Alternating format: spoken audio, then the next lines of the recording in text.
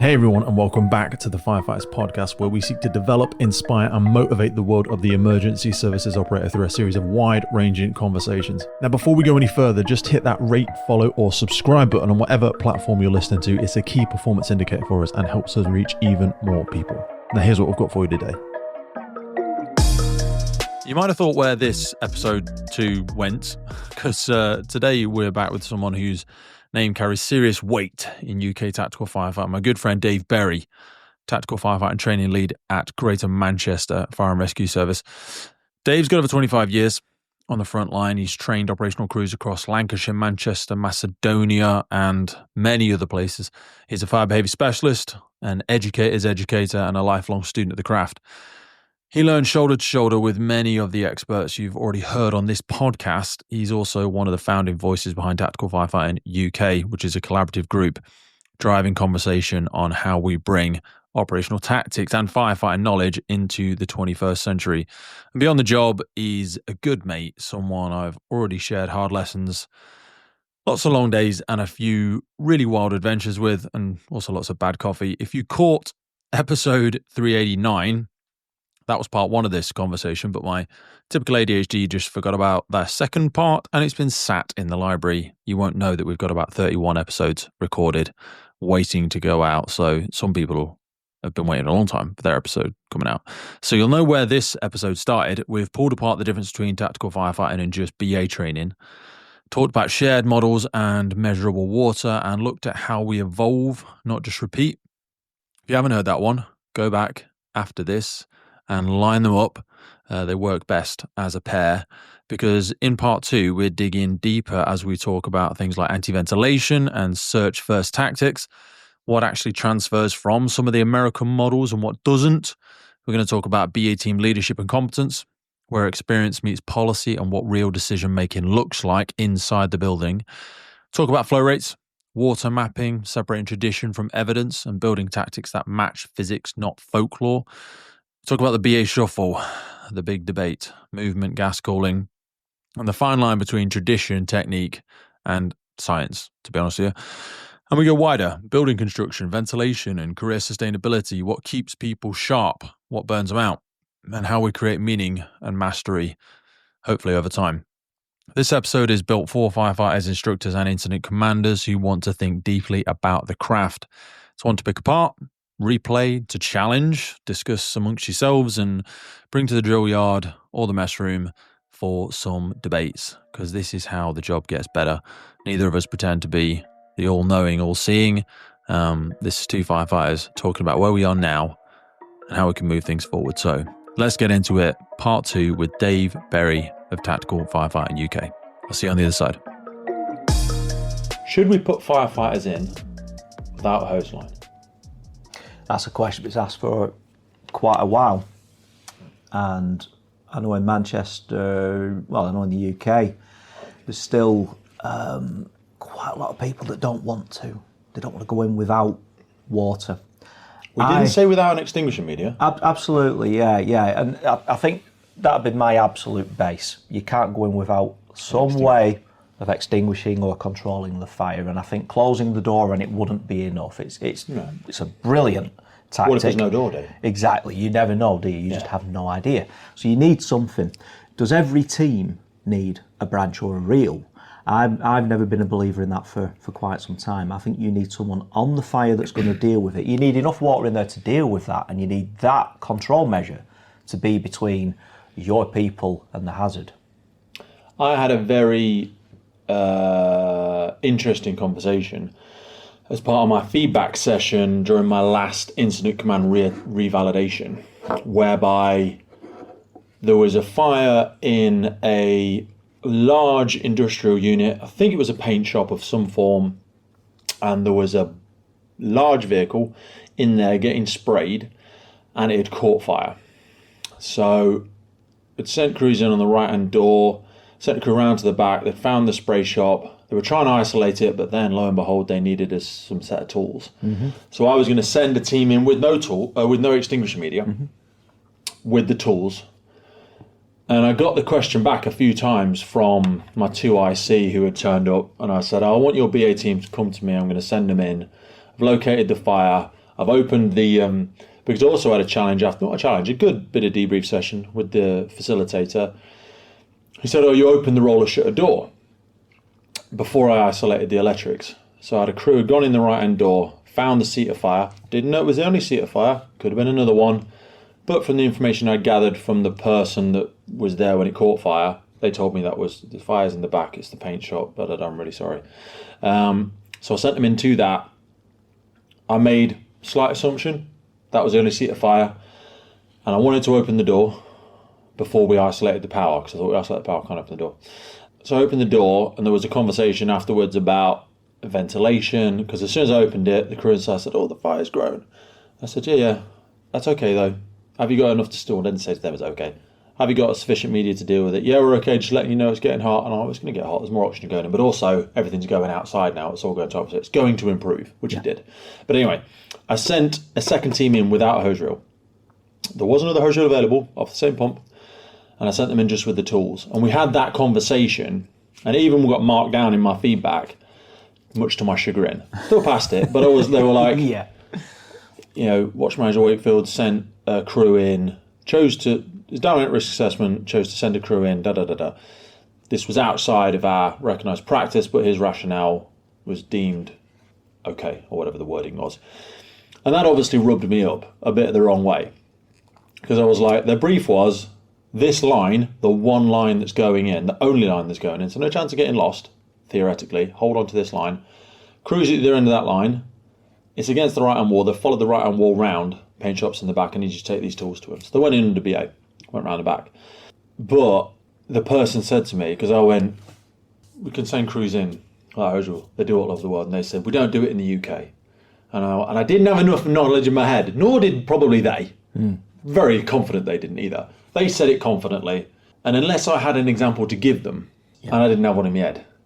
So I went, fair point, but I still stand by my decision, because I felt it was because I did have another main jet laid out, which I was going to have, which I then put a crew on outside this big roller shutter door, because I didn't want the bus getting involved, because it's our conversation, oh, do I get the bus to be driven out, do I not, And I was like, well, it's not spread to the bush, so I'm going to put a main jet on it anyway.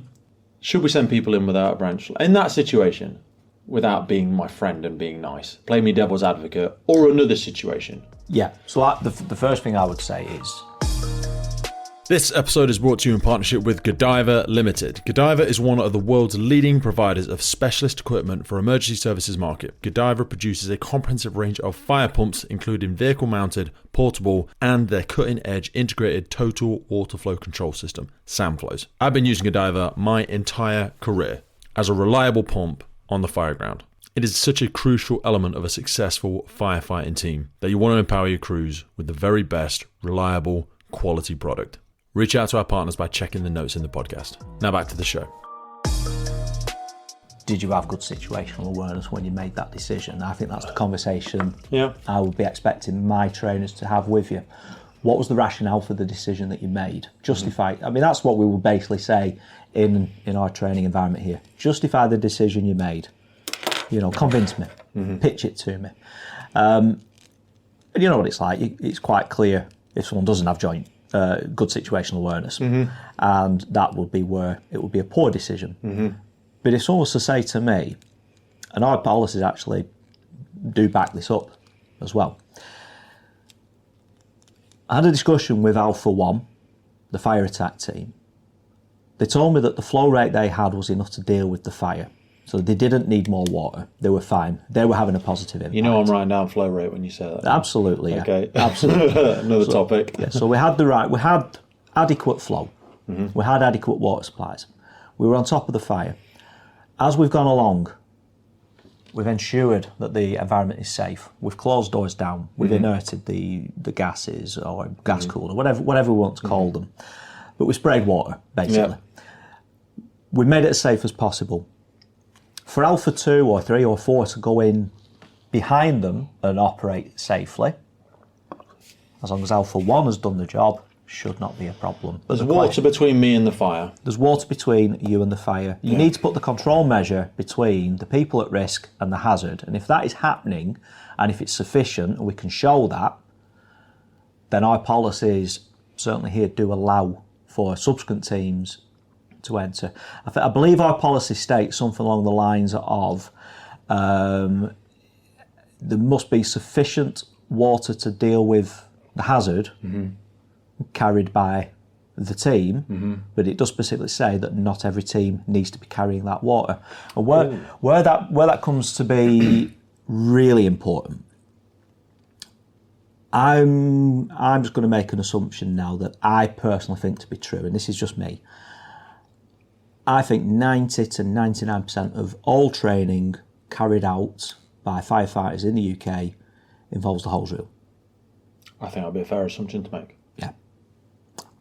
And very rarely do we use the 45s, the 52s or 51s or the 70s or whatever hose it is. 38s in the Netherlands. 38s as well. And Merseyside as well, we noticed some. Yeah. Well, I went there and I said to them, a lot of people don't like dragging round the 45s. And they said, well, we don't have 45s. Yeah. They have 38s and 70s. Yeah. So the 70s, and they go into dividing breachings and then straight into 38s all the time. And they use flow meters. Yeah. But anyway. We did some maritime training, gave the crews the option, what do you think? Do you prefer the 45s or the 52s? And to my surprise, they preferred the 52s. But also, this again lies on, before we get too much down the rabbit hole, the Netherlands have 4 people. One on door control, feeding in. One halfway down the line, wherever you are. And I said, is there a distance between that? And they said, no, we're in contact with the hose. It's fine. It doesn't matter. It's not like 3 meters, 6 meters, all these arbitrary measurements. That person's feeding. So the front two, it is an easier workload for those 2 individuals because they're not trying to hump something round the stairs and off the pinch point and blah, blah, blah, blah, blah. Anyway, we digress. So maritime, you give as an example there. There was a conversation I wanted to have related to this, but I want to come back to anti-ventilation in a minute. In fact, no, let's go back to anti-ventilation first. So USA do that. What do we, because in the National BA Challenge, you get points for it. If you run up and close the door on arrival, you get some points. Where's that in any guidance? No, not to my knowledge. No, and again, we do cover anti-ventilation, so the idea of closing the front door potentially, or fitting a smoke curtain potentially. But or again, closing the compartments of the fire when you get there. Yeah. I'm not going to go in yet. I can't sit. All right, give me a minute. And even devil's advocate on my own teachings, we were teaching get the smoke curtain put in place. It's a really, really good thing. One of the watch officers out on the pumps called me a couple of months back and said, Dave, we've got an incident and I didn't fit the smoke curtain because it would have been detrimental. And he said, right, so explain it to me. And, well, I can see the fire's there at the back, the fire's well developed, the smoke layer's coming down. If I'd have put the smoke curtain on, all I would have done is drop the conditions. It would have been harder for the team to get from A to B. As it was, the team could just get straight in and put the fire on. What type of job was it? Was it domestic? Yeah. Okay. Yeah, and to be fair, the situation it was explained to me, I said, yeah, I think you're absolutely right. I think if you had a fit a smoke curtain, that smoke layer would have come down and caused more damage and made it harder for the team to operate in. As it were, you could get straight under the interface and have an effect on the fire and actually fight it from further away. So it makes sense. And that is what I like. I like when the things that we've been teaching tool and get toolbox to be used when you see appropriate. Exactly. And I don't like teaching things and saying, on 100% of occasions you're going to do it this way because that's not how it is. And going back to the maritime stuff again, with the example we were just talking about, subsequent teams, should they have water? One of the exercises we did, because we wanted to have a little bit of hands-on experience of what it feels like to operate in the maritime environment firefighting, we tried to deploy multiple lines of water with multiple teams to have an effect on the fire, at which point none of the teams were able to make an impact. We couldn't get anywhere near the fire because you just had multiple teams of 2 working as silos. Reset, a little bit of input from the instructional staff. Right, try it this way. So Alpha 1 go in, Alpha 2 support, Alpha 3 support. This hose gets all the way to the fire, puts the fire out and comes back out.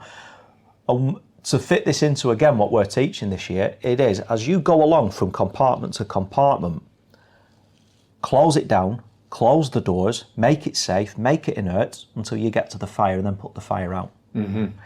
That is a safe way to work. And we're encouraging our crews to train with 45s and 52s because there's a big difference between pulling and dragging hose reel in or pushing a charge jet, which is actually, when you get used to it, quite a bit easier with the right amount of people. So it's quite a difficult question to answer. Should you have water? Should you not have water? It does come down to the situation. It does come down to how good that team is as well, how good the incident command is, how experienced these individuals are at this incident. Your safest fallback is always go in with water. Yeah. Always. No one's ever going to criticise you for doing that. No. That's why it's the safe thing to do. The worst impact that's going to have is it's going to slow you down. But I've no doubt you're going to want to talk about the quadrant model at some point as well. And quadrant models in my head. When you talk about slowing down, I'm thinking BA shuffle. Yeah. Before we go on to those two, because they are on our list, let's circle back for a second, because I acknowledge, through my interruption no doubt, that we didn't close the loop on a BA team leader. I feel like there's a tiny bit more I want to squeeze out of that tube, which is... Yes. So you... And in the I never say what organisation I work for, but the organisation I work for is similar to yourself. I'm on the truck. I'm definitely not a BA leader because I've just come out of training school. However, I'm going to go in with Dave or Pete or Sarah or whoever. And they're the team leader because they know it. I obviously don't. If I'm in there and you get confused, you struggle with heat stress, heat exhaustion, you hurt yourself, let's hope not, you just get lost. Because you didn't sleep very much the night before, you were plastering all day yesterday, we're on nights, whatever. I'm going to become the team leader. Yeah. But you said I can't be. You're going to naturally do that, though, aren't you, operationally? And you have to. And that is another reason why, as part of the initial training, we make sure that they get that input to be a team leader. So why can't there be a team leader anyway, then? Can't say it's safe when it suits. Yeah. And I'm saying this argument towards both of us and the wider everyone. It's weird. Do you know what I mean? Yeah. We're saying it's okay, worst case scenario, but otherwise it's not okay that you're a team leader. What's the difference? I think a BA1 and BA2. I think the word that everyone will use is experience, and experience is a difficult one. Very. We both know. Because you can have bad experiences. Of course, you can have bad experience. Bad learning on bad learning. You could spend 2 years at a station and not accrue any experience. And I know, if I think back to my days retained at Oswald Twizzle, the amount of experience I accrued in 6 months was immense. I was going to every incident. Yeah. Every time that appliance moved, I was going. As a whole-time firefighter, I was only going to a quarter. Yeah. You know, so the capacity for me to learn retained was amazing, which goes against a lot of people's instincts. You know, a lot of people say, well, you pick up a lot more whole time because you've got that opportunity to learn. But I think it's very difficult from area to area. The amount of incidents that different areas get, the types of incidents different areas get. You could be on a very, very busy station, but you're next to a motorway, so it's all RTCs. You don't really get only the go to BA AFAs at high rises. You see? Whatever. Do you know what I mean? It could be that. Whereas people that live in more rural environments, which is where our on-call and retained are, they've got chimney, they've got thatch, they still go to the RT. People drive faster on country roads, shocker. So the more RTCs that you get there are the spicy ones. Yeah. You know, in the middle of the city, 2 cars hit at 20 miles an hour. Yeah. Do you know what I mean? You've not got someone, unless they're evading the police, they're not going to roll over twice and land in the shop. You know what I mean? Whereas on a country corner, most of the time, if they lose it, they're going to lose it big. Yeah. And the motorcycles and everything else that shoots around out there and the combine, the variation that can be picked up on an on-call station is much, much wider. Like you say, the learning cycles are much more repeated as well. Yeah. So yeah, I don't know. I think there's more conversation to be had around BA leader, because if it is a reliance on experience, and you'll know this as much as me, hard to come by. You can't plan for it. You can't. So when we then force ourselves into so what are you saying, Dave? Is it 6 months or 8 months? Because this is tied to my competent pay. Come on, you're not being fair on me now. I want to get paid, and you're saying I'm not competent, and da-da-da-da-da. So you say it needs to be a number of wears. Okay, well, I'm not going to get those wears at station nowhere. Is it a length of time? Well, that's not fair because I've still had no calls. I know watch managers who have never worn in a fire just because they didn't. Not because they're rubbish, just because they weren't there on the day, and then the promotion opportunity came up, and then they went and worked in training or wherever for a year or two, and now they're a watch manager and they've never worn in a fire. That's going to happen more and more. now is we are just hemorrhaging experience. People retiring every week. I'll save it for a little bit, but a lot of people retiring. A lot of people are just leaving, which is another conversation to have at some point in time.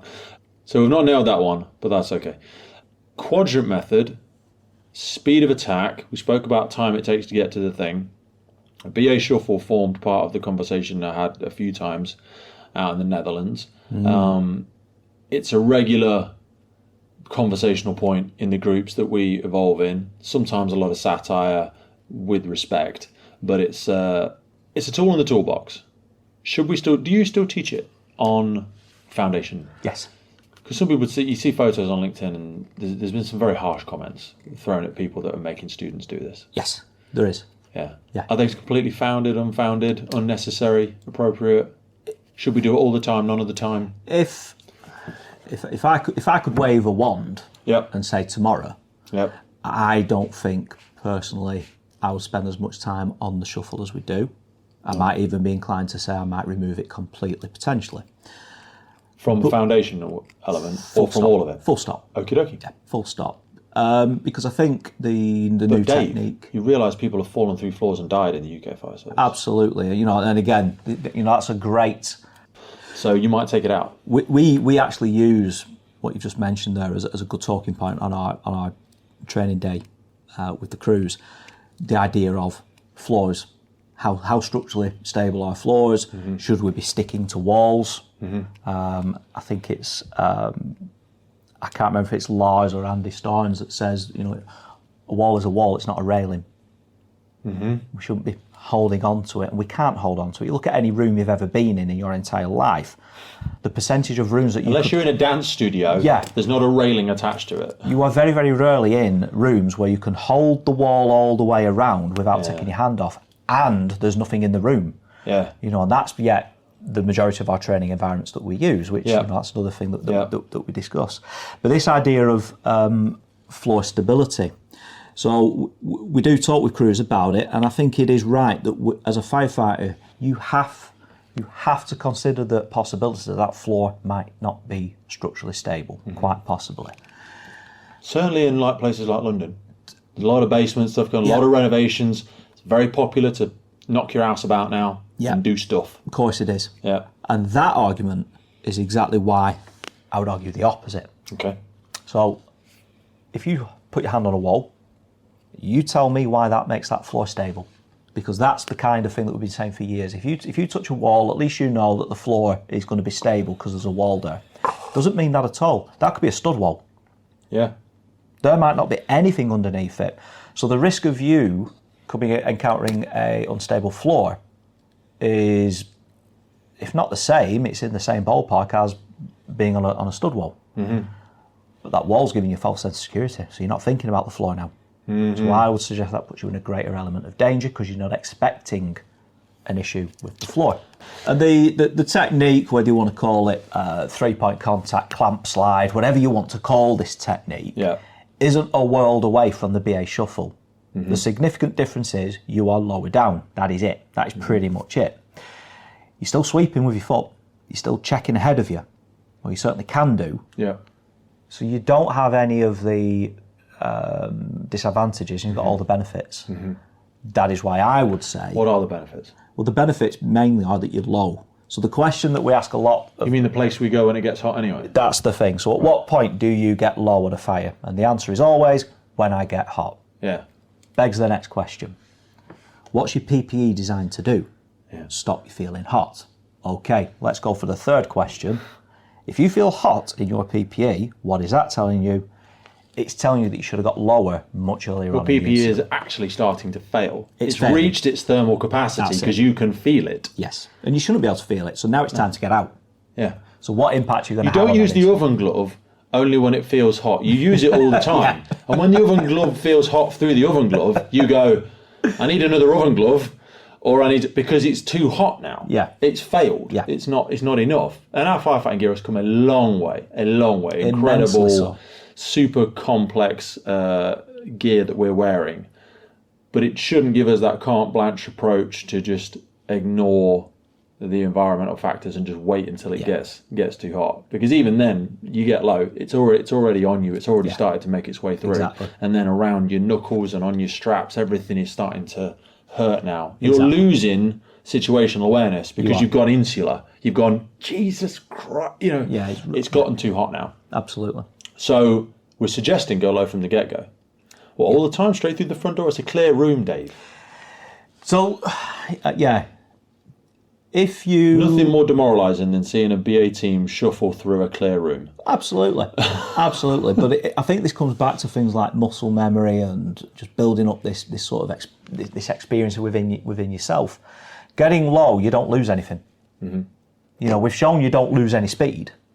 If anything, I would argue that you gain a little bit, because the way you can manage your hauls is a lot better on your joints and on your back and on things like that. Yeah. Whereas the way that we traditionally show people, where you stood up and you're walking into it, it does put pressure on bits of your body. Mm-hmm.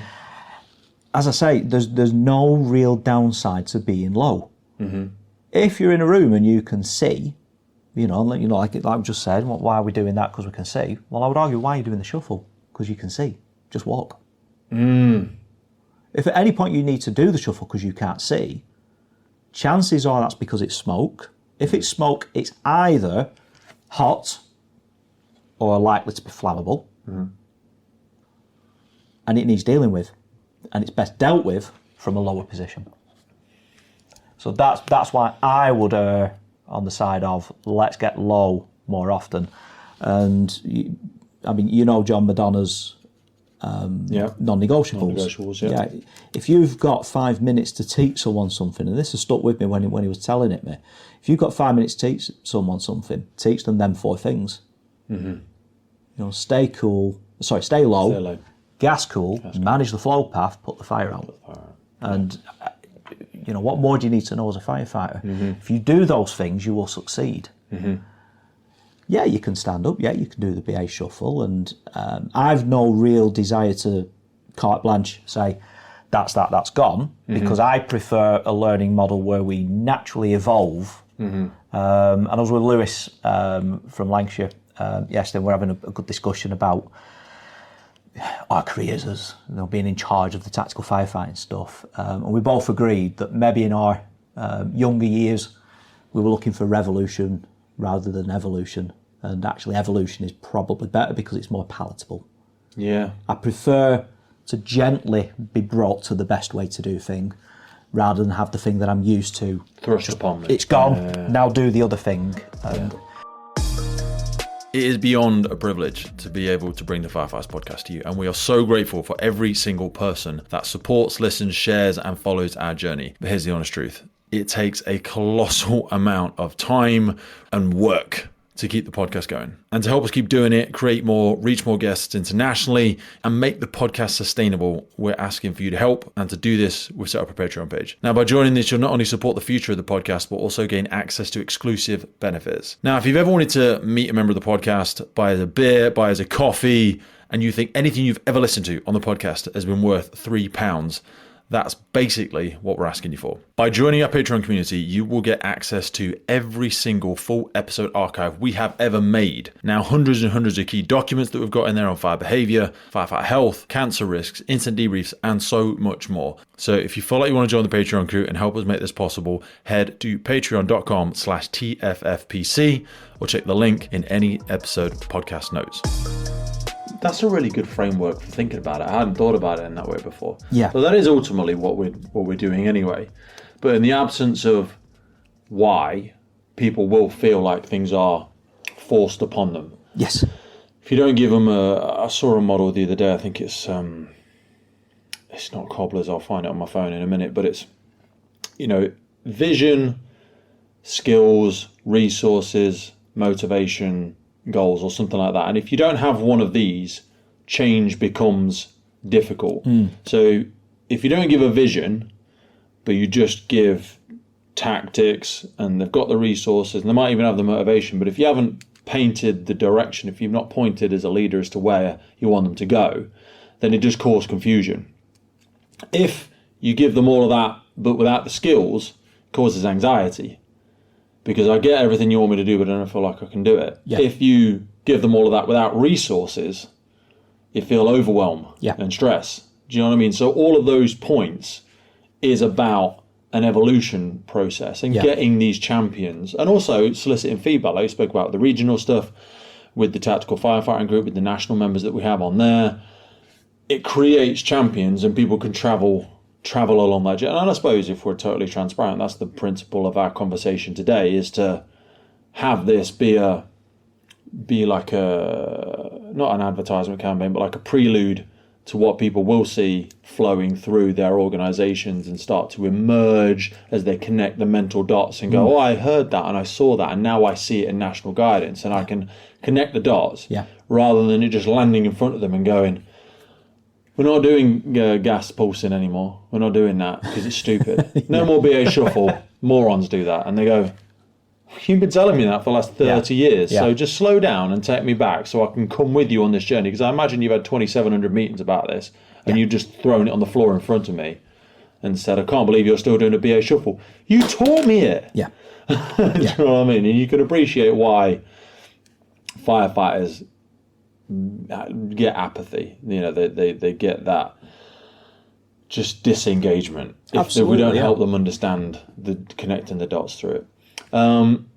So yeah, I do envisage, and I've seen it already. You'll have seen, obviously, we both see it on the group, places that have started to take it out. They're not teaching it in those elements. I wanted to have a brief segue into building construction. Where does that lie in firefighter development now?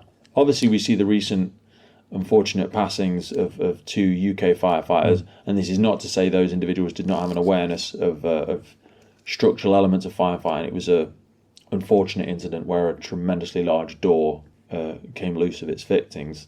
Not that they should have necessarily been able to identify that, but it does highlight a wider point, not about those 2 individuals or even that service, but about how much do we talk about building structures anymore? Is it in your firefighter development? I don't think it's in it. I mean, there's a couple of slides, about sagging walls, lintels, sacrificial element of timber, but it's used to being big in IFEs. Oh, still is in IFEs. Yeah, certainly, yeah. But people don't have to do IFEs anymore in a lot of places.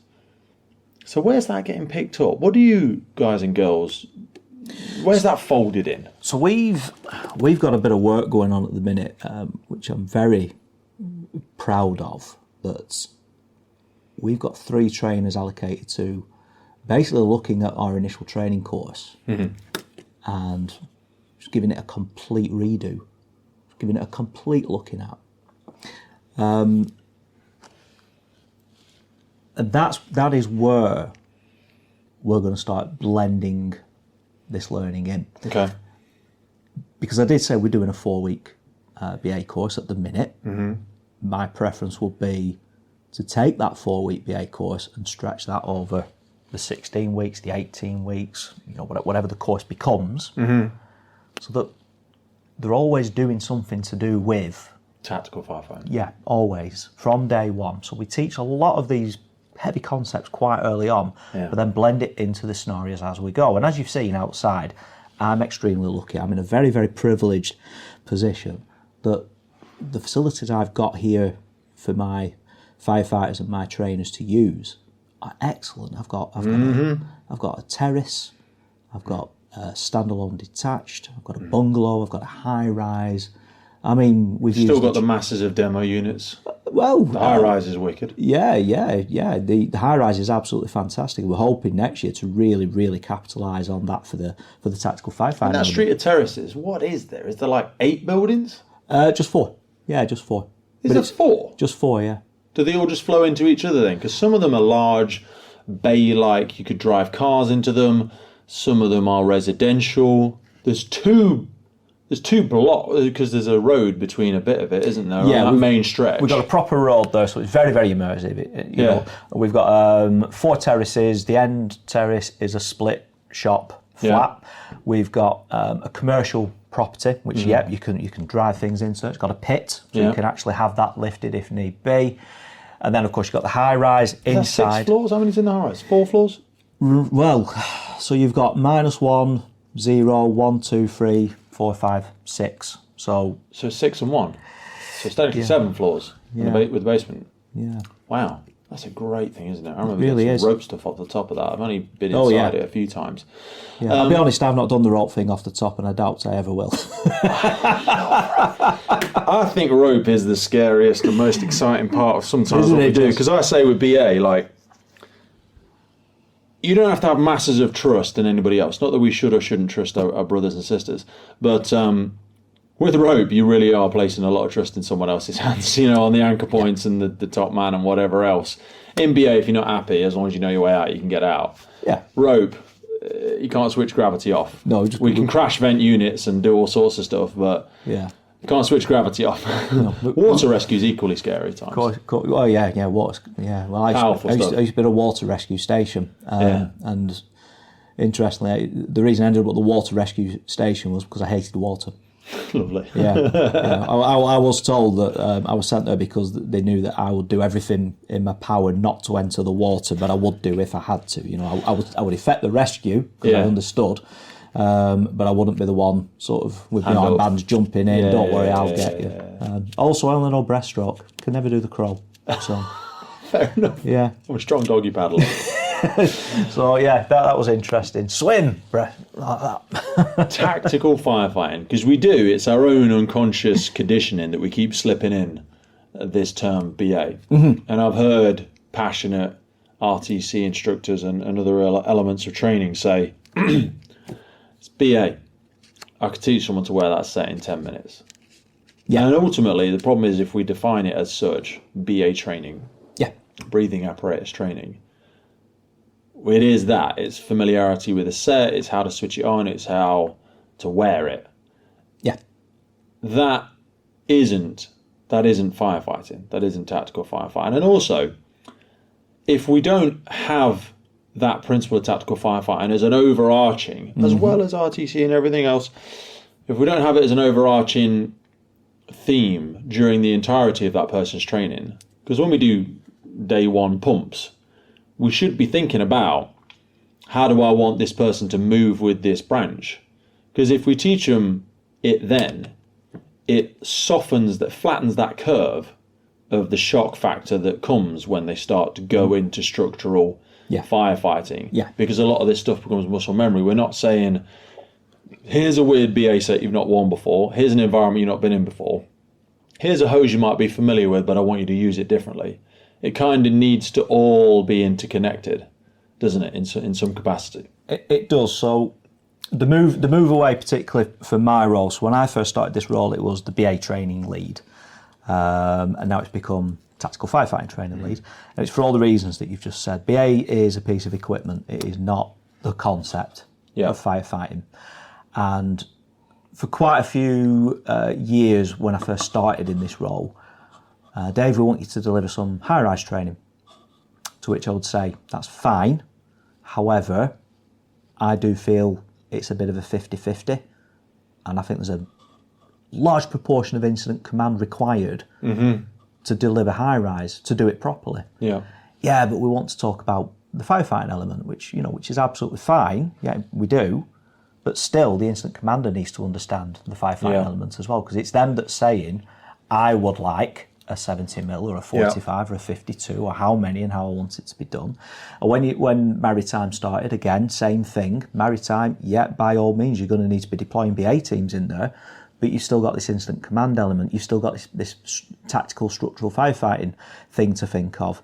Transitional attack is another one. Is the person doing the transitional attack wearing a breathing apparatus set?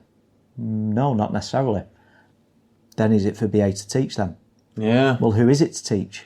Yeah. And how can we tell them they're doing it wrong? Exactly. So that was the natural progression away from breathing apparatus training to tactical firefighting training, which means that as a team, we certainly will not teach incident command, because that's for incident command to teach, but we will teach the incident commanders the things that they need.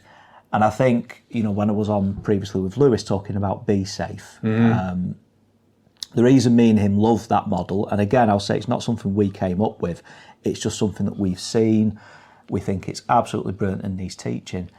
That is such a good tool for incident commanders. And I've spoken with a lot of our crew, watch, even station managers now that have said, when we started teaching that so many years ago, they still use it at incidents. Even now, it's such a good way to get a good picture of the incident and predict what's going to happen next and what do I need to deal with it. So tactical firefighting is now, yes, there's the BA element to it, but it's a lot more now about things like flow rates, understanding how much water is required, the perpetual discussion about water droplets that everyone's obsessed with. What's the importance of a water droplet? What size should it be? Should it be a particular size, or does it really matter as long as you understand? What's the likelihood of you being able to know what you're achieving anyway? You can't measure it, can you? No. You can't measure it. Unless you've got, calibrated pumps with calibrated flow meters. Yeah. You're shooting in the dark. Of course. Do you know what I mean? The spectrum of good to bad to accurate is so wide. Yeah. And that formed part of the smoke cooling experiments in the Netherlands. The conditioning and amount of training cycles and competency required for something like gas cooling is such a skill. Yeah. That it's widely, even by the highly professional, very experienced firefighters that were out there, and there wasn't just two, there was lots of crews doing a consistent approach, and the spectrum was still big. It was still really, really big. Yeah. So those elements, whilst they stand up in terms of physics or the chemistry of it, they won't happen in reality because they're just not able to competently achieve it, really. No. And another area of growth in the fire service now is the concept of water mapping. That's almost directly referenced in the most recent guidance that's been published. Certainly some of the techniques are, and I know Stacker will be very, very cross with me if I suggest that water mapping is the concept of putting water where you need it to go. It's an oversimplification. We had a very long discussion about that one. Water mapping was the original experimentation that they did in America to see if water is applied in a certain way in the building, where do the water droplets fall and how much water and how does it get mapped along the floor. But it's slowly become a catch-all for, if I put water into a room, how does it distribute? Where does it go? Yeah. And we're going to start seeing that in the next couple of years. I think that's going to be something that most of the fire services prioritise as some training. Which again, do you need to do that in breathing apparatus? No, you don't. It is tactical firefighting. If anything, I would say that the move from breathing apparatus to tactical firefighting is actually just getting back to the roots of the job. The roots of the job are in the name, firefighting. How do we do what we're employed to do? How do we put the fire out? And again, going back to something I said earlier, hierarchy control measures, elimination, put the fire out. It's what we're here to do. It's the best thing all round. Let's train to do that as quickly and efficiently as we can. We mentioned earlier the quadrant model again. Cycle me back to that. People will have heard us unpick it in previous episode. What penetration and uptake has that had amongst the conversations and the groups that you interact with now? So those are interesting conversations. So I'll give you my perspective first. I like the quadrant model as an opportunity in the classroom to teach people different modes of attacking a fire. Are they going to attack the fire from the outside, or are they going to go inside? Are they going to unleash as much water as they can on the fire as quickly as they can, or are they going to have a more cautious approach? And realistically, if you have that sort of cautious or pushing forward approach, and if you have the inside and the outside approach, those are your four modes. You're either in the building or you're outside. You're either going for it or you're not. And that is pretty much it. But it's a really good opportunity in the classroom for me to put that up on the wall and say to people, right, tell me about your tactics. Tell me about the lance. Where does that fall? Well, it falls there. Could it fall anywhere else? Well, actually, it could fall in there. And we'd come to the conclusion that could fall in all four areas. Okay, tell me about tactical ventilation. Well, that could fall there. It could fall there. Tell me about ground monitors. You start to pull in everybody's minds all these bits of the fire engine off and applying them, again, in your mind, and you're using this model to tell you how effective that is going to be against your objectives. So the shuffle's a really, really good example of that, I think, where I say to people, right, so think about the BA shuffle as it is, think about search patterns as they are, where would that fall? And invariably, they end up in the sort of defensive internal area. because it's very softly, you know, can we get close to the fire, can we not? We're not sure where the fire is. And then you find the low down 3 points, the clamp slide. Well, that's a bit more offensive. We're going for it here, we're putting water on. Straight streams versus gas cooling, you know, and this idea that you can say to people, you don't pick a mod and stick with it. You can pick 2 or 3 mods. You might have a couple of mods going on at any given time. You might flip from one to the other. I find it a really, really powerful thing in the classroom. And I think when I've spoken to some people in the group about it, I think some of the people in the group have said that's a better way for us to think about it, because I know in Holland it's an instant command model. Yeah. It's not a training model necessarily, it's an instant command model, a lot like our instant command models. The question I would ask on that is the quadrant model as an instant command model a good fit for the UK fire service culturally? I'm not sure. I'm not sure it is. Say more. Why would it not? Because I would ask every fire service to be very honest and say, if we're looking at an internal offensive attack as it's detailed in the original quadrant model, or an interior proactive as it is in NFCC, how many tactics have we taught our firefighters to be able to do that? Yeah. Not many. No. So will it feel like just a silly word switch? Yeah. And actually that only means one thing. Yeah. You've just given me a new silly name for it. Yeah. Yeah. Yeah. I mean, it lays upon an assumed foundation of a variety of tactics, which we haven't trained people for. Absolutely. And have we given them the ability to train on them tactics? Have we explained fire behaviour? Have we explained the fire development curve? Have we explained all these things properly? Have we explained how water actually puts a fire out correctly? Have we explained latent heat capacity, specific heat capacity? And if we have, do people understand it? So we spent a little bit of time going over these things with our crews. And the problem is something, again, that we said right at the beginning of this discussion. We don't know what level people are at, or how much love for science and things that they actually have. So it could be a very, very difficult thing to teach people these things. How much do they need? I don't think people need a lot. A good friend of mine, whose son was on the last course, so Pete Griff, his son Matthew was just on the last course. Okay. He was a trainer with me for many times, and his approach was always, you put the blue stuff on the red stuff. Yeah. And you put more of the blue stuff on the red stuff than there is red stuff. And that was his teaching model. Yeah. What more do you need to know? You know, I can talk about science all day long. Some people are interested in it, some people There'll be many nuances and caveats and you know, little exemptions, but all of them will include that. Yeah. That's a universal truth. Yeah. For the tools that we use for firefighting, isn't it? So no one's going to argue with that. No. I think the point comes when somebody does want to understand the why. Yeah. And I think it is important that we do teach the why, but sometimes when you want to go really deep into the why, people become a lot more receptive to understanding the why when they've tried something and it didn't work. Yeah. And they want to know, why did that not work? I went to an incident, I gas cooled, the fire didn't go out. Why did that not work? Right, the reason that didn't work is because of, this is how hydraulic ventilation works, this is how latent heat capacity works, and this is how far water travels when you pulse. And this is how far the fire away was from you. And this is a big one as well.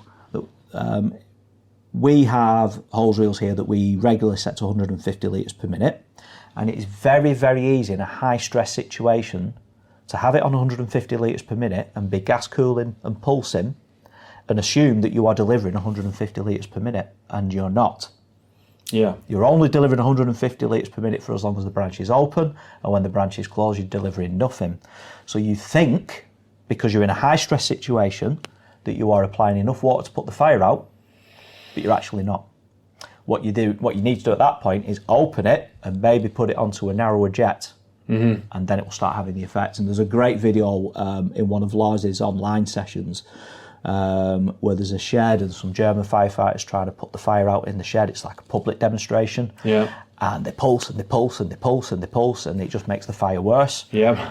and then they open the branch up and they keep it on spray, and it still doesn't put the fire out, and you're just watching it and you're just screaming at the screen, put it on jet. Yeah. Put it on jet and it'll work. Yeah. But at the minute, all you're doing is forcing air in, and the water droplets are just coming back out because of the back pressure. Yeah. And that's the point at which, when you have an experience like that, I think people really, really want to know the ins and outs of it. Mm-hmm. Yeah. Some people want to know the ins and outs right from the start. Yeah. And that's what makes training really difficult. Mm-hmm. Because I have to try to engage everybody, but not everybody has the same level of engagement. Yeah, and like you say, you want to go deeper for the people that have the appetite for it, but what you don't want to do is make people that don't have the appetite feel stupid because they don't get it, because sometimes they don't need to get it. Absolutely, they don't. You know what I mean? And that's why I like, and you can download this off I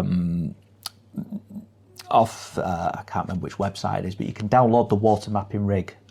Lesson plans and the build and how it looks and everything. Mm-hmm. That's a really good opportunity for us to get out of the classroom, go up to this rig and just say, right, open the branch, look at them little sort of bits of fabric moving. Yeah.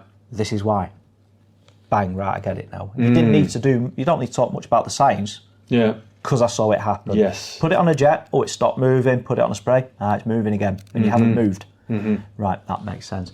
So we're hoping within the next couple of months that's another thing that we'll have on site that we'll be able to use. Oh, really? Oh, yeah. You're getting it made here? Absolutely, yeah. Nice.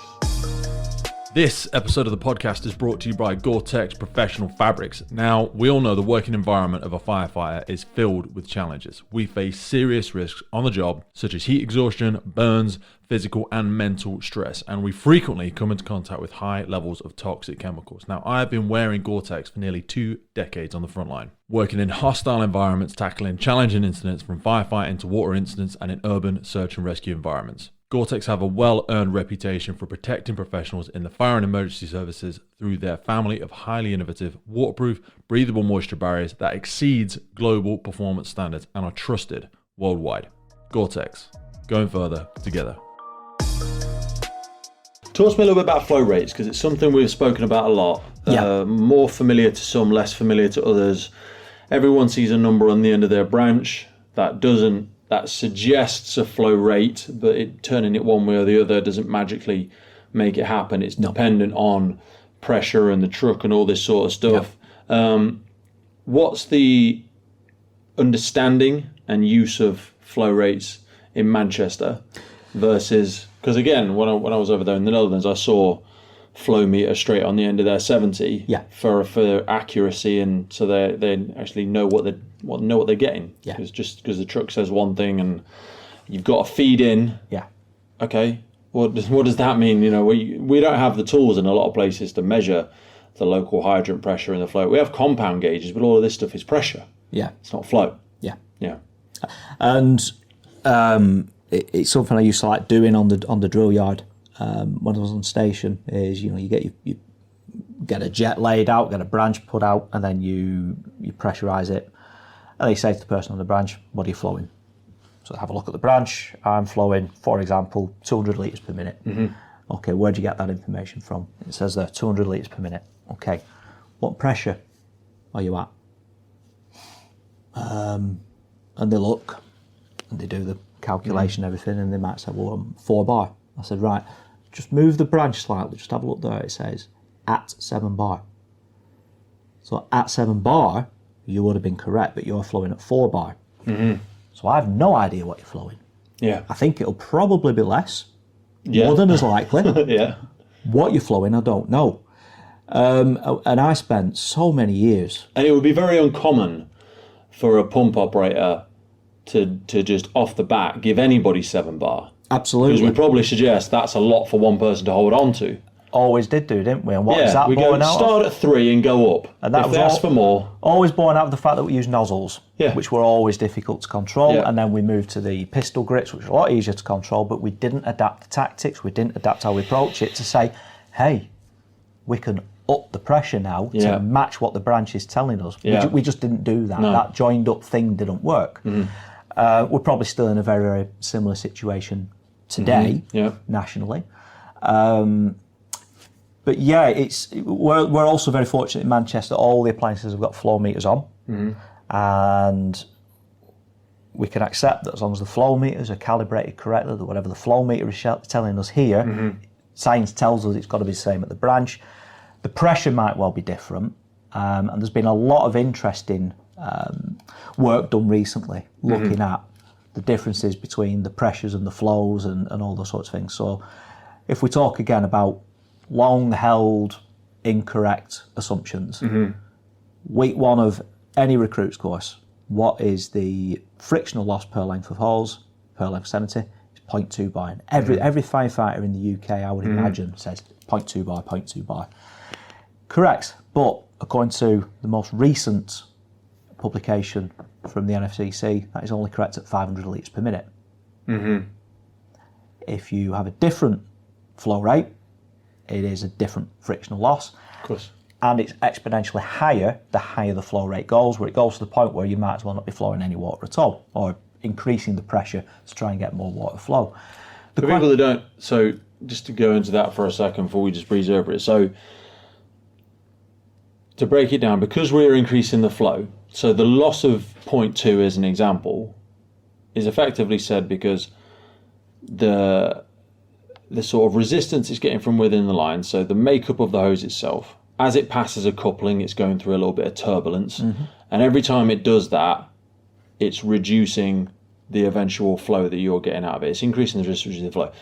So if you turn up the pressure, the turbulence, as a simple example, the turbulence created by each coupling is going to increase. It's a little bit like if water flows gently down a river and it hits rocks on either side, it will create a small eddy. And it will create a small amount of turbulence. If a lot more water goes down that river, you will see at those rocks a lot more turbulence is created because the amount of water, the amount of pressure being applied to it has increased. So if people try, I'm not even sure if that's a very good analogy. It probably isn't. I'm sure you could say it better than me. But that's why it only works to a certain point. At a certain point, the turbulence created by that, there will be massive turbulence created at them rocks, and people would be able to surf in it probably because it will create a big little vortex that's in there, and the eddy behind it will be much bigger. There'll be a real hollow spot of pressure sat behind that rock, but it's all relative to the pressure. And I think that relationship between pressure, flow, and a diameter in itself, again, the narrower that stream were, if we threw another few rocks in the side, so that's why, like you say, that's only applicable at that certain flow rate. At that one flow rate. At that one flow rate. Because that's the finite way that these calculations had to be or were done. They couldn't do it at every single flow rate, and overwhelming people with such a massive information probably wouldn't have been useful anyway, because they don't need to know what the resistance is at 3,000 litres a minute, because they're not going to do it. You know what I mean? And equally, past a certain point low down, you wouldn't be getting a usable jet at the end of it anyway, so people don't need to know what it is. So that's that singular set point that we gave, and now it's, like you say, known across all organisations. And equally why, when you get down to the 45s and the 38s, you get more frictional loss. Yeah, exactly that. So you use flow rates, the truck's calculating the flow rate, or you've got a separate flow meter that's attached to it? Nope, for every delivery there's a flow rate.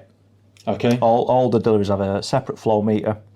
So the was that a bolt-on purchase that goes into the truck? And it's funny because I remember when I first came across to Manchester in 2004, I was on my recruits course then. We're working in flow.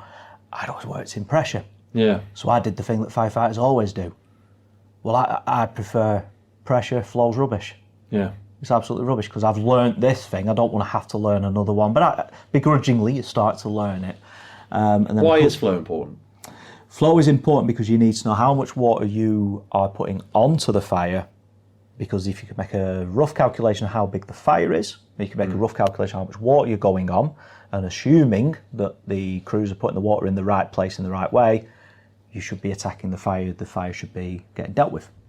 So are we, as you're sort of nodding towards there, looking at, are we using like the Paul Grimwood calculations, area times 5 or That's area what times we 0 use, times 4, but that's only relative up to 10,000 square metres? Yeah, and the bigger the fire gets, the less accurate. But again, for 85, 90% of fires, certainly all compartmental fires up to large Amazon factories, that is going to be a useful... Is that taught? We teach that, yeah. Okay. So what exactly do you teach, sorry? Area times 5. Area times 5. So for people, without being too condescending, length times width of a room times 5. Yeah. Or if it's spread past a origin, a room of origin, 1 compartment, 2 compartment, even if you just do the floor, most floors in a houses will be 10, 12 metres long and probably just as wide in a lot of houses in the UK. So that should suggest the flow rate that you should be using. So if we use that on a simple compartment, what's this room that we're in now? Is it 4 metres by 6 metres? Something like that, yeah. 6 fours is 24. So somebody should ensure that they have an adequate flow rate to deal with this room. It's got tables and chairs in it. If this were a kitchen, there's a model for sofa, room, floor, isn't there, for flow rates? I know I'm putting you on the spot here. But we'll try and find a reference. We'll put a reference in for people to go to Paul Grimwood's work if they want. That's when I often say, like, sometimes we need to remember more than we need to learn. Yeah. Whether it's Braidwood stuff, anti-ventilation, whether it's Paul's work with the calculations, this stuff is old. Yeah. Paul sadly recently passed. This stuff is old stuff. But some of it didn't seem to make its way into those 2 examples, anti-ventilation and the calculations. Didn't seem to make... Because if you needed to do a calculation to ensure adequate water supply, you would demand flow rate. Yeah. Sort of tracking, monitoring. Because otherwise, how would you know? Of course, yeah. I want to be respectful of our time. Okay. Take me back to the roundup of Macedonia. You came back. Oh, so the original time. Yeah. Came back. Well, even in this most recent visit, where are we at with stuff over there? Because you seemed very excited when you came back. Well, yeah. So when we came back the first time, kept in touch with Bolban, and he was very, very keen to get some fire behaviour training done out there, which has never really been done officially. So we worked on that for some time. Obviously, life gets in the way as well, different things, different projects. Yep. A slight worldwide pandemic puts a lot of things on hold. Indeed. Yeah. Anyway, it was late last year when Steve said to me that there might be the opportunity to do some of the fire behaviour stuff out there. So I said, well, that's interesting. That's a bit of movement. And again, very, very fortunate that I was able to go out there in February with my wife. So my wife's done quite a lot of fundraising as well. We've been together doing quite a lot of we basically do quite a lot of fundraising together. And Steve had said, because of the amount of fundraising and because of the value that a sort of side project that we were thinking about that my wife might be able to help with, we thought, let's go out in February.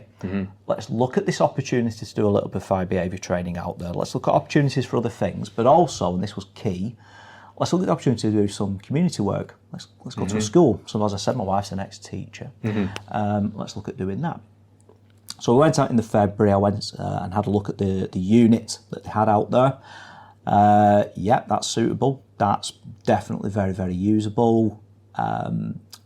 Spoke with quite a lot of the officials out there as well, expressed an interest from our side to teach them to be instructors eventually, rather than we'll keep coming out every year to teach up. No, what we'll do is we will teach you to be instructors, to be autonomous, so that you can teach others to be instructors. But we'll use the frameworks that we have here to be able to teach that. So if we have a BAI and a CFBTI, we're an accredited centre here.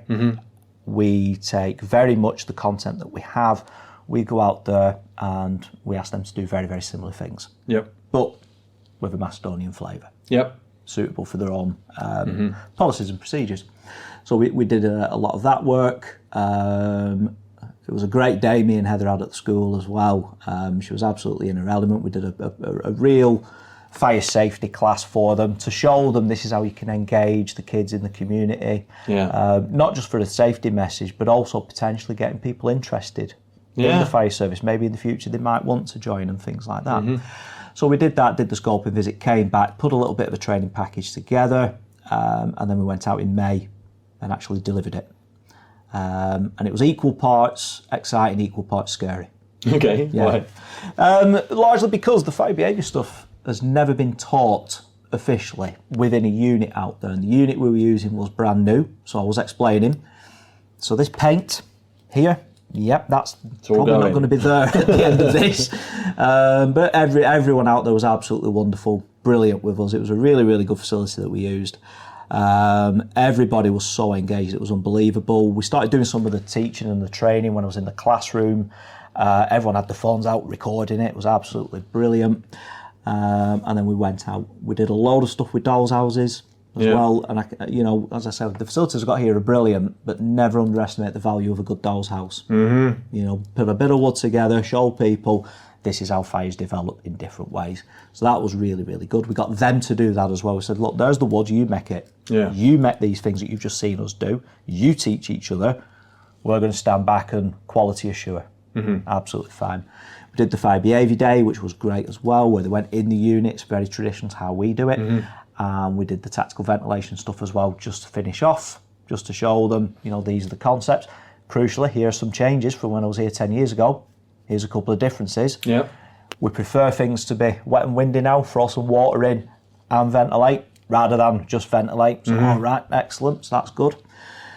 And then, as I said, we had... wet and windy. Yeah. It's one people might not have heard before. Yeah, wet and windy. So I think I don't know if that's might even be Tom Harding or someone else. It's not ours, but it's someone else's. Someone's, isn't it? Congratulations, whoever it is. And I always say to people, there's no original thought. There isn't. We're all standing on the shoulders of giants. Everything's a cocktail of someone else's stuff. But no, wet and windy is a good thing for people to take away in their minds. Really good. Control it with some water and get rid of everything that you don't want in there with a bit of ventilation when it's controlled. So that was good. And then we finished that off afterwards. We went to a community station.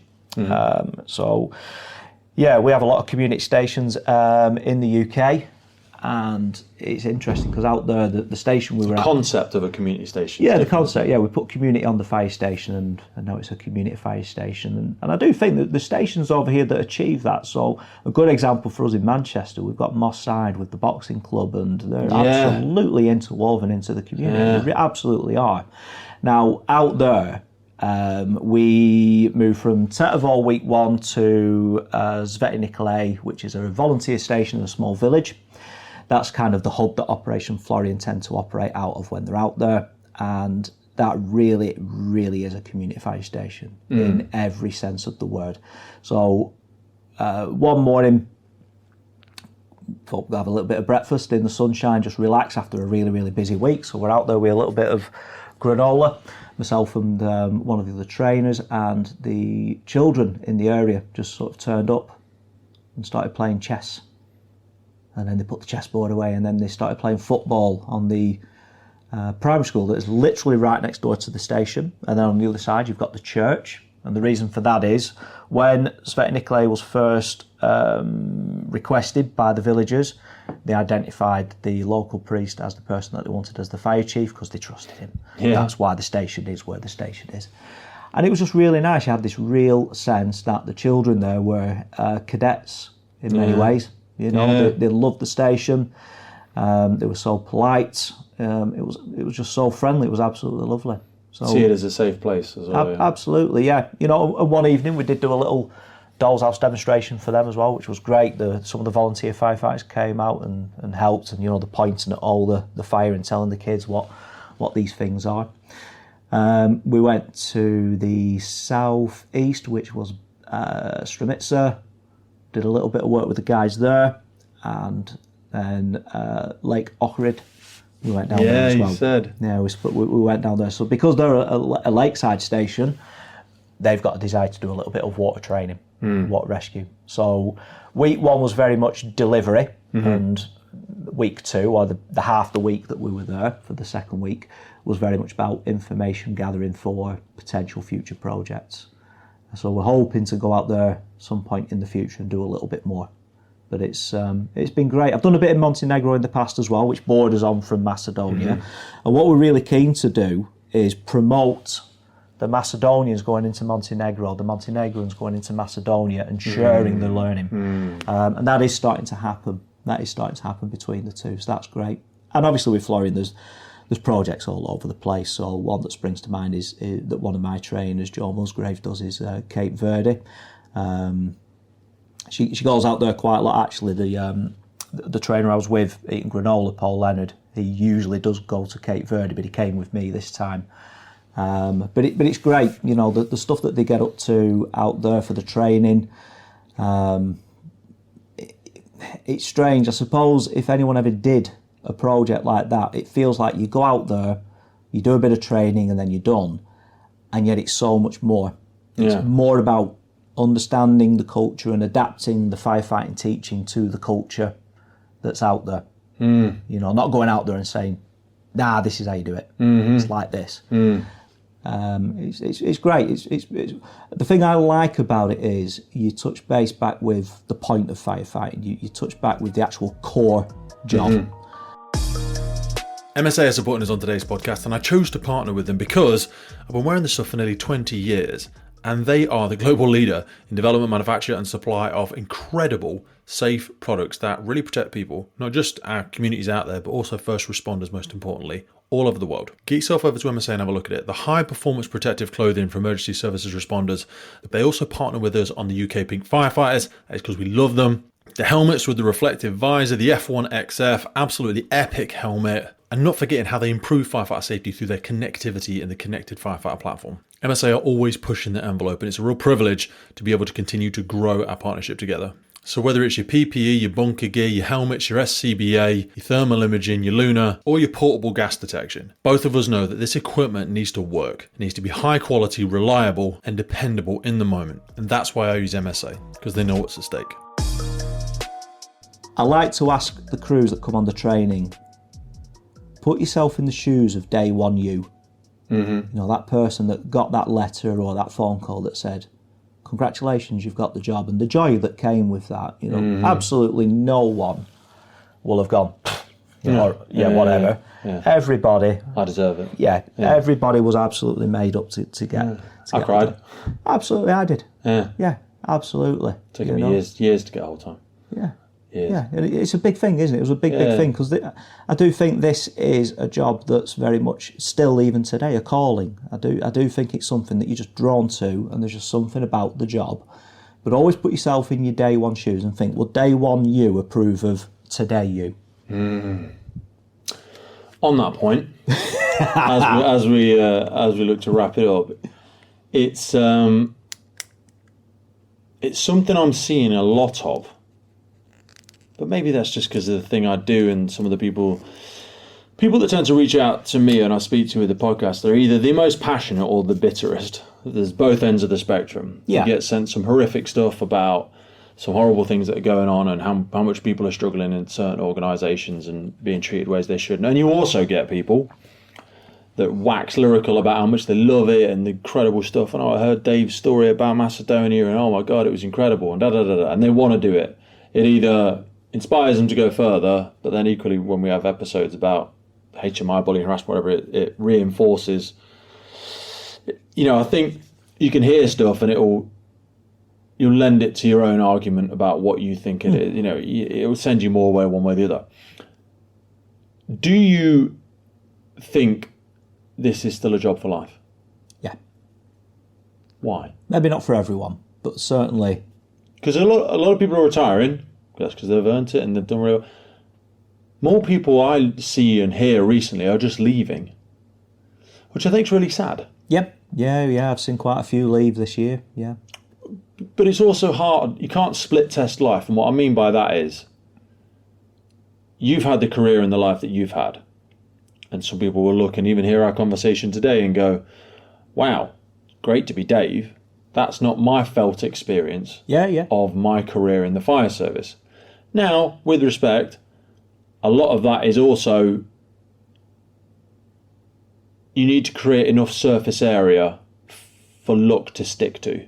And what I mean by that is I might get a lot of yeses to go to places, Austria, Netherlands recently, wherever else, Germany in a month or two's time.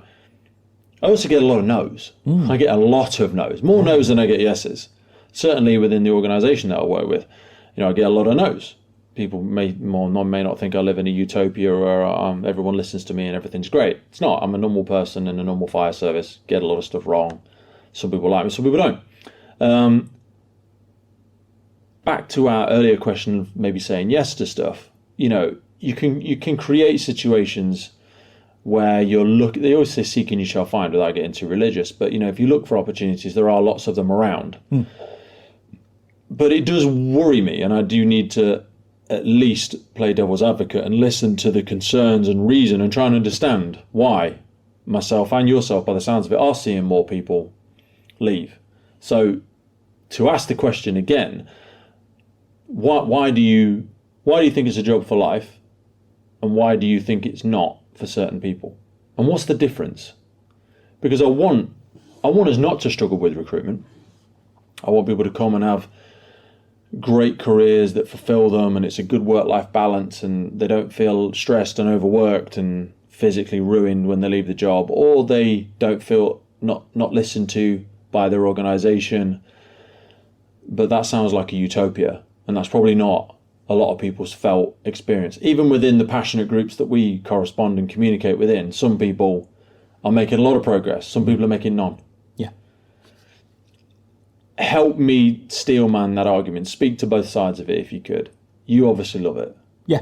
But you equally, so you chose not to go for promotion last year. Yeah. Why?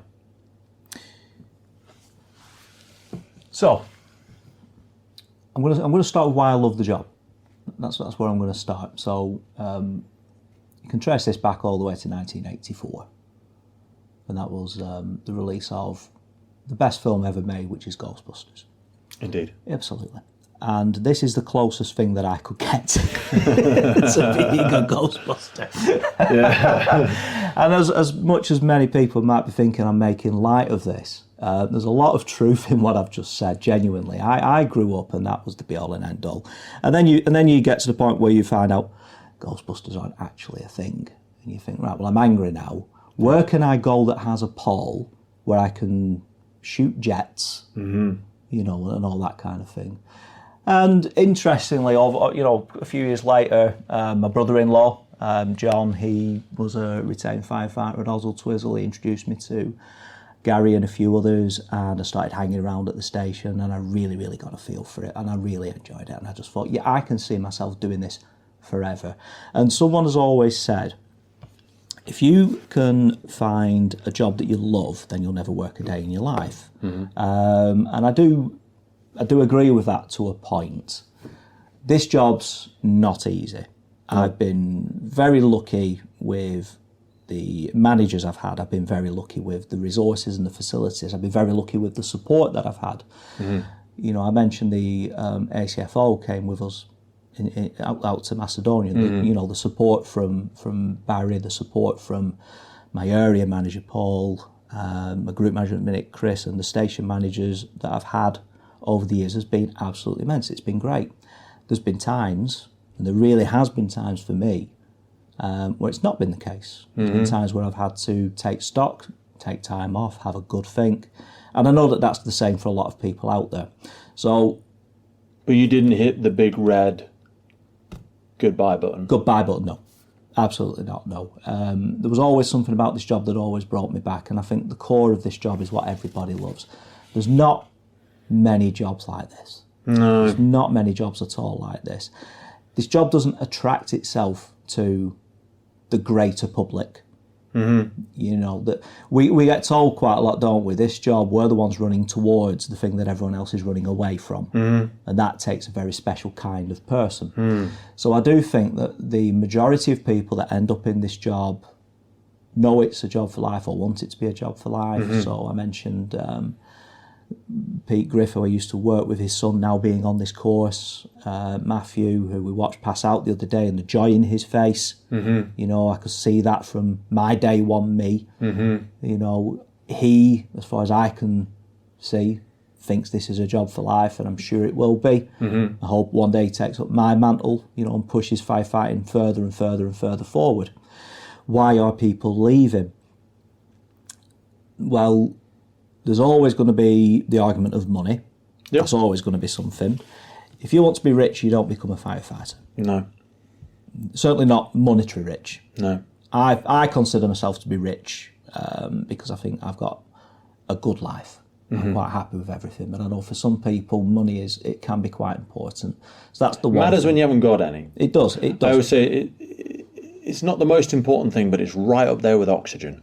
It's if you haven't got any of it. Yeah, if you haven't got it, it becomes a bit more important. So yeah, there is. But with respect, we live in the UK. Exactly. We're a long way from poverty. Of course. We are. Even the worst version of our existence would be supported by the government and da-da-da-da-da. None of us are slaves in this organisation. You can leave if you want to, and that's not me saying if you don't want it, there's the door.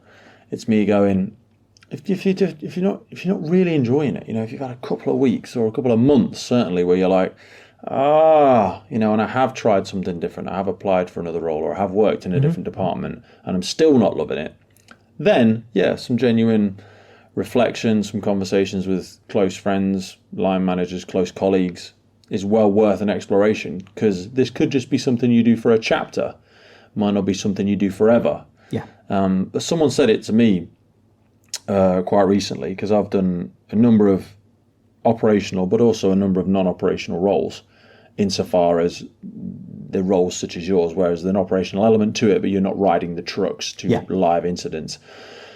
And they said it might not be that you're playing the wrong game, it might be that you're playing the game wrong. So you're not falling out of love with the sector and with the thing. It might just be that where you are right now is no longer giving you that sense of fulfillment anymore. And arguably, that's probably resulted in the manifestation of the podcast, because it still allows me a lot of fun and enjoyment in the other things that I do. But I do worry for people that, and I hear from those people that don't have other elements, other ways of getting fulfillment out of the job. Yeah. Even if you didn't enjoy your day-to-day job, people will go, well, you went to Macedonia, and you do all this other fun stuff as well. You've got to make it work for you. Do you know what I mean? You can't set yourself on fire just to keep everybody else warm. You don't want to become a slave to the fire service, coming in on weekends and evenings, because the only people that remember that you came in on weekends and evenings is your family and your kids. Yeah. No one else is going to care. No one else is going to stand outside headquarters and clap for you, because it's just your choice to sacrifice it. But which is where I've been. I've been at that point in the past where I took the conscious decision where I said, actually, maybe I am just pushing that a little bit too far. Maybe it is time to ease back. And I do wonder if that might be a reason why some people maybe choose to leave the profession. There's the stresses that come with the incidents, there's the things that we see, there's the things that we're expected to do. Not everybody has as good an experience as that. I mean, I've said I've been very lucky with my line managers. Not everybody is that lucky. No. Not necessarily that your line manager is a bad person, but maybe as a personality, you just don't hit it off. Yep. There could be things like that. I do still feel it's a job for life, and I will still push that to anyone. So my friend's daughter has recently expressed a desire to join, and I'm absolutely all for that. Not one part of me thought to turn to her and say, "Oh, I wouldn't," because it's rubbish for this reason or that reason. Yeah. I'll do anything I can to make sure that she gets in if that's what she wants to do, because I do still think this is a great job. It's an absolutely brilliant job. There's nothing wrong with enjoying your job. Nothing wrong with it at all. It's one of the things we say, there's nothing wrong with loving the job. I think on the question... It's easy to throw stones at it. Of course it is, yeah, of course it is. I mean, that's the same for anything. I mean, that's what I say about our training courses as well. It's very, very easy to throw stones at the training course, the packages that we've put together. It really, really is. But when I throw the question back, I say, well, what would your approach be? And then you get hit with the silence. Yeah. Right. You might not necessarily agree with the content, or you might not agree with what we're doing, but at least give me an alternative. Yeah. And genuinely, if you give me that alternative and it's better, chances are I'll steal it and put my name on it. Absolutely. Because that's the job of a trainer, isn't it? Absolutely. Yeah, that's the job of a trainer. So on the question of the promotion thing, yes. So that our last pathway came sort of, I think it was just in the run into Christmas. I might be wrong, it might have been just afterwards. But either way, I'm sure my wife won't mention talking about the fact that she wasn't having the best time in her own work at the time. She took a decision to step away. There were not financial implications because we'd already considered things that we could do there. It was a time to support her. She supported me a hell of a lot in the past, so it's time to support her. That's part of it. I think another part of it as well is I'm gonna reference another movie, which was Star Trek Generations, and there's a great quote in that one. I've lost all credibility now from anyone thinking that I might be cool. But there's a great quote in there where Captain Kirk and Captain Picard meet each other, and I think it's Kirk says, "So you're on the Enterprise, yeah, right? Well, don't move, don't do anything that takes you away from there, because while you're there, you could make a difference." Sounds a bit preachy and all that, but I do feel that the role I'm in here is making a difference. I really do. I look at the seminar that's coming up. I look at the Tactical Firefighting Group. I look at the Northwest Regional stuff. I look at the 1,300 people who I'm helping with the training. And I do feel that this role is a strange one. There's a watch manager here with such influence on regional and national things. And I'm really, really enjoying it. Someone turned to me a couple of years ago when I first took this job on, and I said, I'm only going to do it for a couple of months. And they said, no, I think you should do it. I think you should stick with it. You know, square pegs, square holes and all that. Yeah. I thought, right, okay, maybe, okay. And I am very much enjoying where I'm at. The ultimate thing, I think, is I'm not finished. I feel like we're halfway through a big project. I feel like we're at a tipping point of making some fundamental changes to the National Fire Service that are going to benefit the whole country. And I really, really want to be a part of that, particularly while I've got that support from the people responsible for them in the line management. Because there will have been a lot of people that have made similar attempts in the past, but it's something that we'll probably end up seeing a lot more of. Yeah. Is because so many people are retiring, people jump through roles quite quickly. Yeah. And I'm not saying that you've done anything particularly special, nor have I, but there is a big landscape of half-built houses, if you know what I mean. Yes. Lots of people with great ideas that made a great start, but then the next role came available and they knew a few people that were going for it, so they went for it, because if they didn't go for it, someone else might have got it, or the chance was just there. So within a year and a half, every year and a half, people would jump, and I feel, my words, no one else's, that they can end up with a very narrow lens of the fire and rescue service, because they've just done one station as a firefighter, quick bit as a crew manager somewhere, watch, the station temp came up, they did that, went straight into group area, whatever.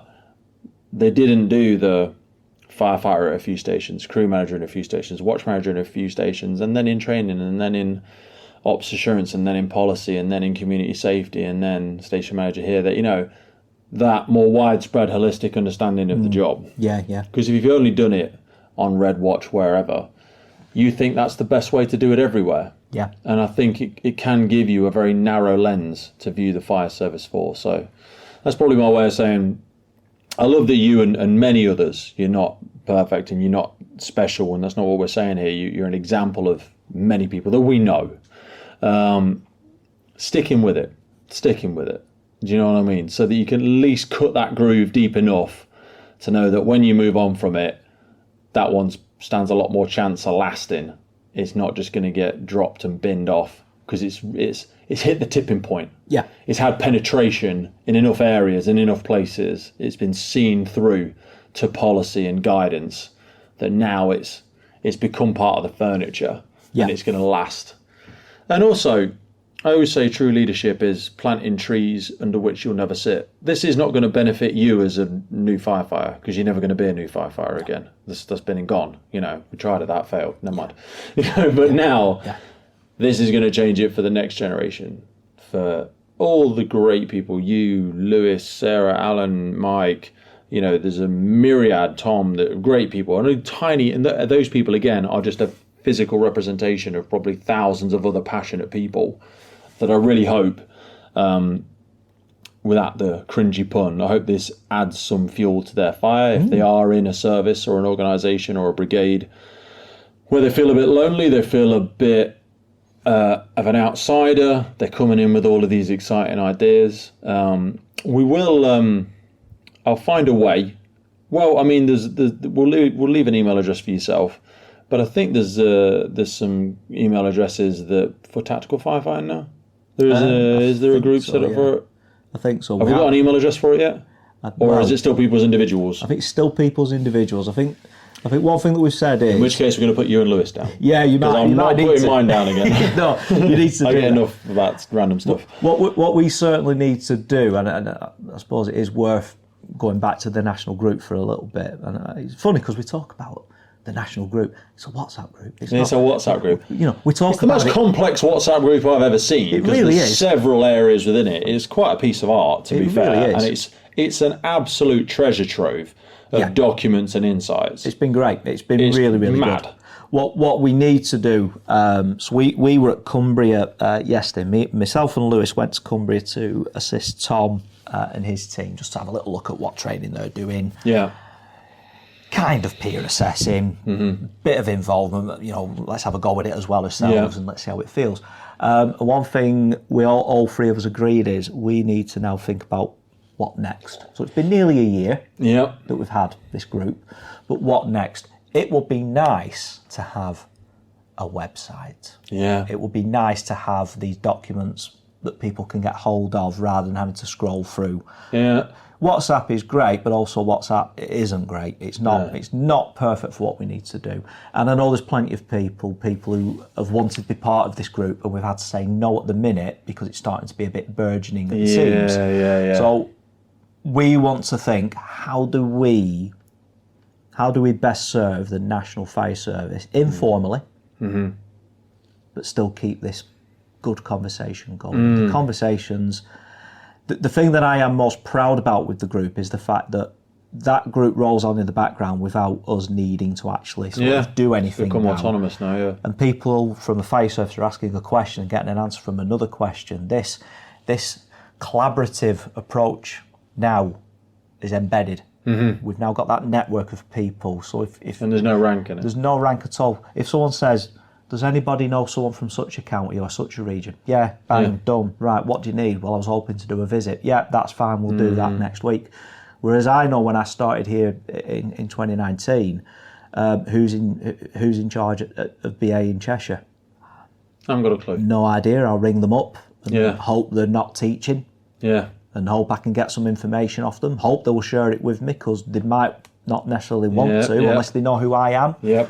And now we've just got to that point where, the collaboration just rolls on. I think of it as like rising tide raises all the ships, because everyone is seeing... I look at it like a big magazine half the time, because I'm always doing so many other bits, and I jump back in there and catch up on the 400 messages, and you see some really, really, really good interaction, always healthy, and so many receipts. And what I mean by that is there's a website link, there's a document shared, there's a...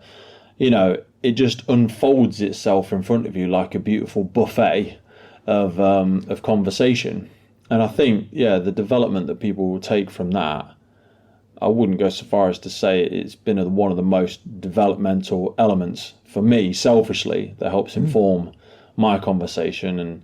And it just introduces me to so many incredible people that I suppose reinforces the hope and drive behind what we both do, which is continuing this conversation. And I've got to point out as well, this group isn't sort of... Dave Berry woke up one day and thought, well, why don't we do this? It was very much listening to your own podcasts. I think there was a comment at one point about, wouldn't it be nice if? So me and Lewis just thought, well, yeah, maybe we will. And, came out of the Lancashire event then, didn't it? Because then we all got together there. Yeah, we did, we did. There was Carol and John there as well, and Mike, and it was just, let's do one. Yeah, I remember asking as well, let's even get Chris Westfield involved, everybody. And as you say, that it's a healthy environment. That's what's really, really good. Everybody is so invested in helping everyone else develop and improve. But yeah, so I would actually probably have to say thank you to you and to everyone that's been involved. And that is very much why I want to stay where I am and keep pushing and look to the next thing that the fire service wants to do. I think people are not going to get a link to the WhatsApp group before you're asking. Not because we're better than anybody else, just because it's got a wealth of knowledge in there. But for people that do want to find out a little bit more information and they want to be part of whatever this movement looks like, because it is continually growing more arms and legs, and we promise it is getting some more structure and it's going somewhere. But people are doing this outside of their normal job. It's not their full-time role. Put an email address underneath for people that want to get in contact with yourself. Might drop Lewis's in there, or we'll have a conversation about this afterwards, maybe Tom or somebody as well. But if people want to learn any more about it, if they were emboldened or encouraged by this conversation today, even if you just want to high five and send a bit of support, if you want a bit of support yourself, we're not going to pretend to be the answer to anything, but we could probably point you to the direction of someone that could help in your area or in your region. Absolutely. But thank you for staying, mate. I really appreciate it. No, thank you. Some love to the good lady. I'll see you soon. You too. Boom! Oh! Nailed it. Well, that's it for today, folks. Hope you took a lot away from that episode. We started the Firefighters podcast to develop, inspire, connect, motivate, represent, and most importantly, celebrate the world of incredible emergency services operators and the wider sector through this series of wide-ranging conversations. We really love creating this podcast and bringing it to so many people. Did you know you can also find these on YouTube? We do a lot of video podcasts now. You can head over to our YouTube page and follow, subscribe there. And as a final ask from us, whatever platform you're on, please rate the podcast. It really helps us as a key performance indicator to reach more and more people. I've been your host, Pete Wakefield. This has been the Firefighters Podcast. And wherever you are in the world, please stay safe, be happy, live with intention, and where possible, please remember and support your firefighters and first responders. I'll see you next time.